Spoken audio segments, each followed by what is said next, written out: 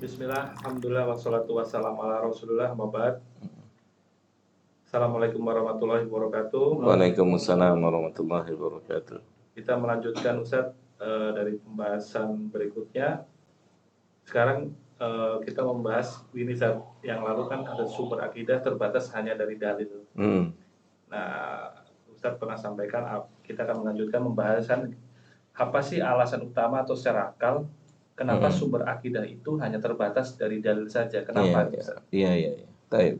Bismillah, alhamdulillah, wassalatu wassalamu ala rasulillah wa ala alihi wa ashabihi wa wala hama ba'd. Syekh Shalih Fauzan mengatakan li'annahu la ahad a'lam billahi wa ma yajibu lahu wa ma yunazzihu anhu minallahi wa la ahad a'lam billahi min khalqihi min rasulillahi sallallahu alaihi wasallam. Lihat. Kata Syekh, karena tidak ada seseorang atau tidak ada satupun manusia yang lebih tahu tentang Allah ya kecuali Allah sendiri. Itu. Tidak ada satupun manusia yang mengetahui tentang Allah ya kecuali hanya Allah. Oleh karena itu kita batasi membangun akidah apa yang dikabarkan oleh Allah saja, udah selesai gitu. Kemudian juga kita nggak tahu bagaimana sikap kita seharusnya kepada Allah. Ya, misalnya gini, ketika kita seharusnya sikap kita kepada Allah tuh gimana? Misalnya begini. Adab kita kepada Allah tuh gimana? Misalkan gini. Ketika kita menetapkan Allah itu punya mata, apakah kita beradab atau tidak sama Allah gitu? Ya. Apakah kita beradab atau tidak sama Allah? Justru ketika kita menetapkan Allah punya mata, justru kita beradab pada Allah. Kenapa? Karena kita menetapkan apa yang Dia sendiri tetapkan. Iya. Ketika Allah mengatakan dia punya mata, dia punya, misalkan innahu sami'un basirun, ya. Jadi innahu sami'un basirun. Seperti gini misalnya. Tadi dulu anak ingat-ingat satu ayat.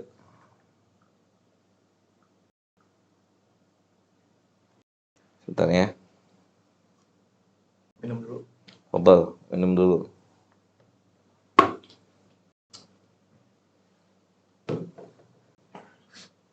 Kopi liang.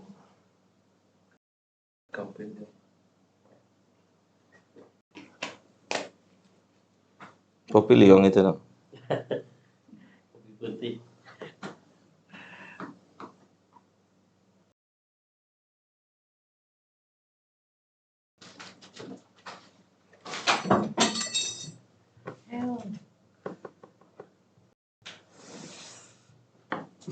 Sebentar ya. Kan anak cari di hadis itu.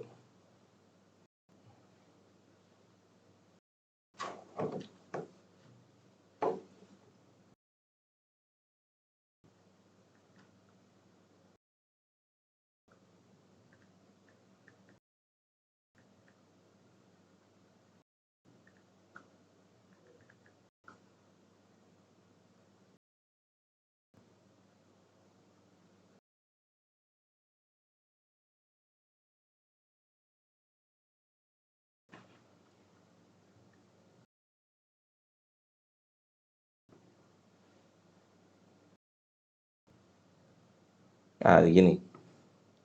Pada surat, itu bisa catat, teman-teman.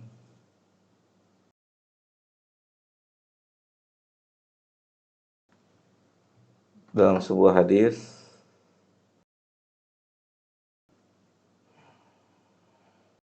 diriwayatkan oleh Imam Abu Dawud. Iya, hadisnya maksudnya antum catat aja. Hadis itu diriwayatkan oleh Imam Abu Dawud, disahihkan oleh Syekh Albani dari sahabat Abu Hurairah.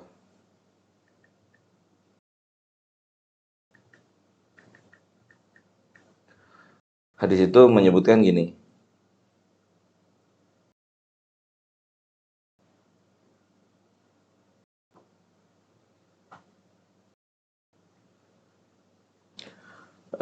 Fi hadal hadis yukhbiru Abu Yunus Sulaimu benu Jubairin maula Abi Hurairah.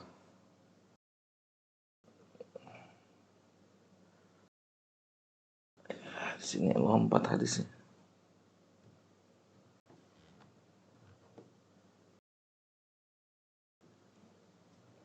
Tahu itu artinya.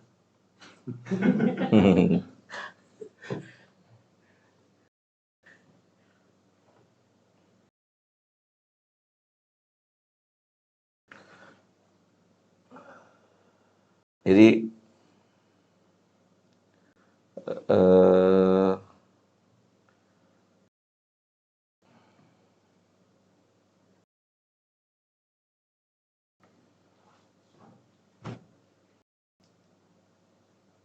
Abu Hurairah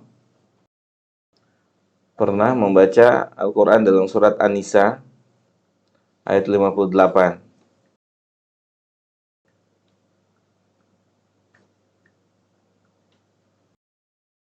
Ya, Abu Hurairah pernah membaca Al-Quran surat An-Nisa ayat berapa?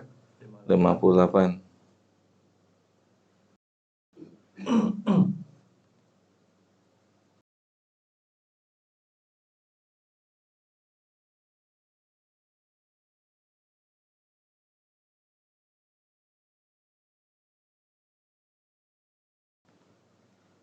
Innallaha ya'murukum an tu'addu al-amanati ila ahliha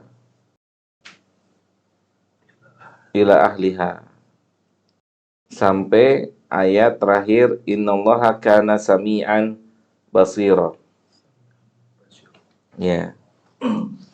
Kata Abu Hurairah pernah membaca surat ini. Ya. Abu Hurairah pernah membaca surat ini. Kemudian begitu sampai di lafadz sami'an basira, Abu Hurairah berkata, "Ra'aitu Rasulullah sallallahu alaihi wasallam yad'u ibhamahu ala udhunihi walati taliha as-sababa ala ainihi."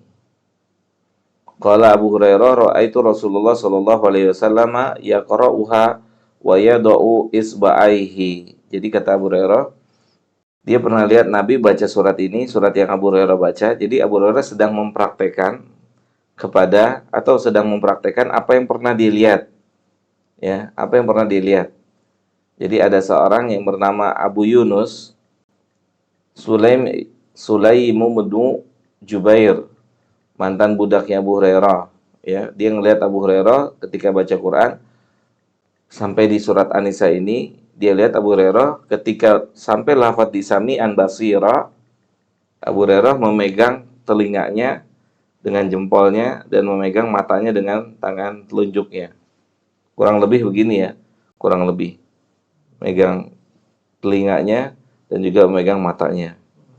Terus kata Abu Hurairah, dulu dia pernah lihat Nabi Muhammad Shallallahu Alaihi Wasallam ketika membaca ayat ini memegang telinga dan juga matanya, pegang begini. Telinga dan matanya dipegang. Kurang lebih seperti ini. Ada dengan dua jari. Nah, ketika Nabi membaca ayat ini,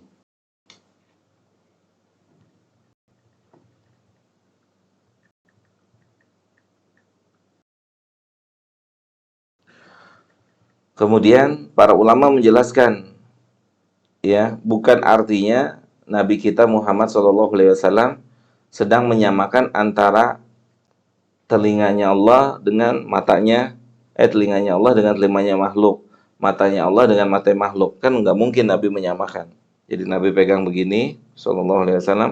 Maksudnya adalah dijelaskan oleh Syekh Abdul Razak bahwasannya setiap yang mendengar pasti punya alat pendengaran, gitu. Dan setiap yang melihat pasti memiliki alat penglihatan.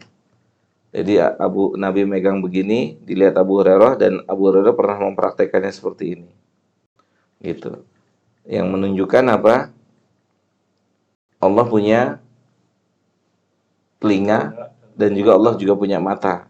Tetapi bukan artinya kita menyamakan menyamakan antara telinga kita dengan telinga Allah, mata Allah dengan mata kita. Tidak, tetapi kata para ulama, maksud dari pemegangan Nabi SAW itu adalah menetapkan bahwasannya setiap yang mendengar pasti punya pendengaran, ya, dan setiap yang melihat pasti punya penglihatan.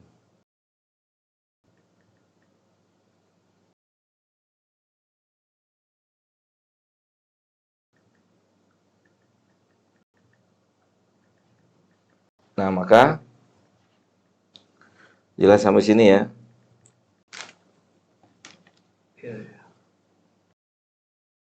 Gitu. Jadi artinya kan nggak mungkin Nabi sedang menyamakan telinga Allah dengan telinga hambanya, matanya Allah dengan mata hambanya. Tidak. Makanya para ulama menjelaskan maksudnya adalah Nabi menetapkan kalau yang punya pendengaran, yang bisa mendengar pasti punya alat mendengar.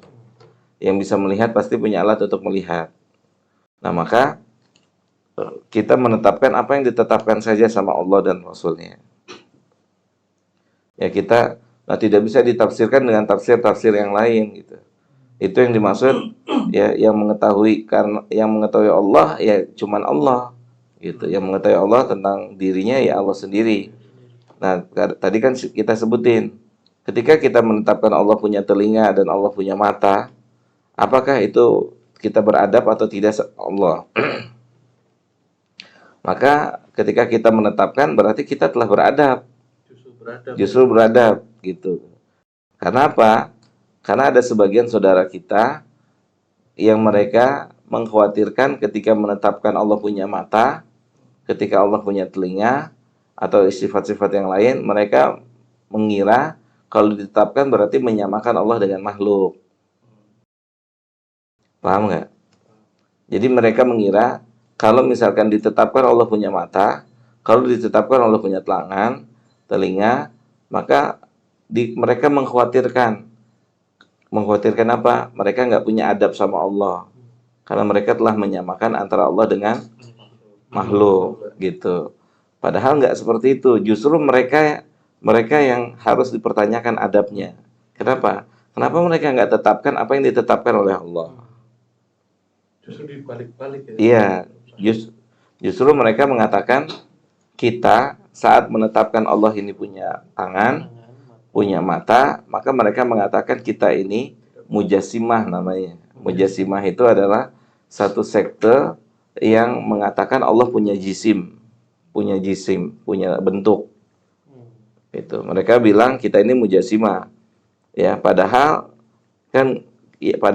memang kan Allah sendiri yang mengatakan Allah punya mata, Allah juga punya tangan, Allah juga punya pendengaran gitu. Kita dikatakan mujassimah karena kita memfisikkan zatnya Allah. Padahal kita bukan memfisikkan, tetapi menetapkan apa yang ditetapkan oleh Allah. Gitu. Keputar-putar ya, diputar-putar. Justru ketika kita menetapkan, mereka bilang kita menyamakan Allah dengan makhluk, gitu. Gitu. Tapi kita katakan justru kalian yang tidak, atau kalian yang harus mengevaluasi benar atau tidak ketika tidak menetapkan apa yang ditetapkan oleh Allah. Karena itu kan berarti sudah main ijtihad. Ya enggak?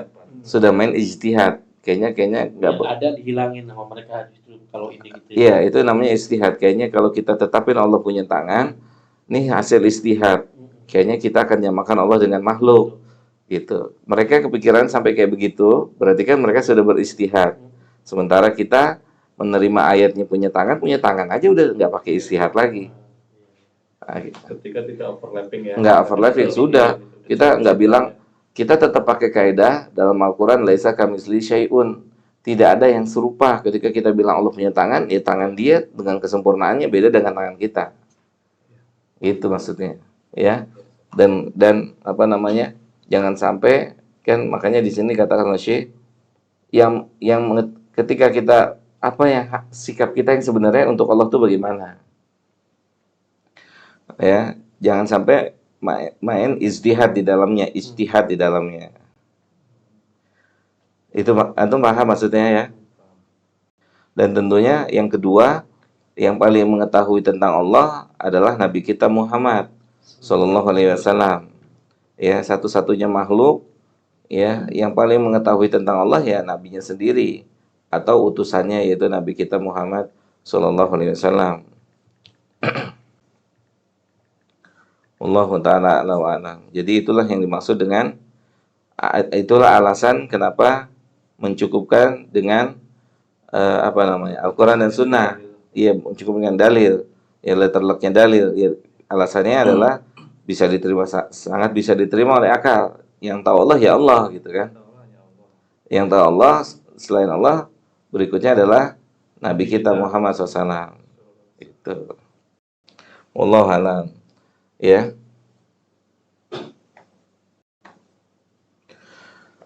Dan Syekh mengatakan hafizahullah wa lihadza kana manhajus salafi salihi wa man tabi'ahum fi talaqqil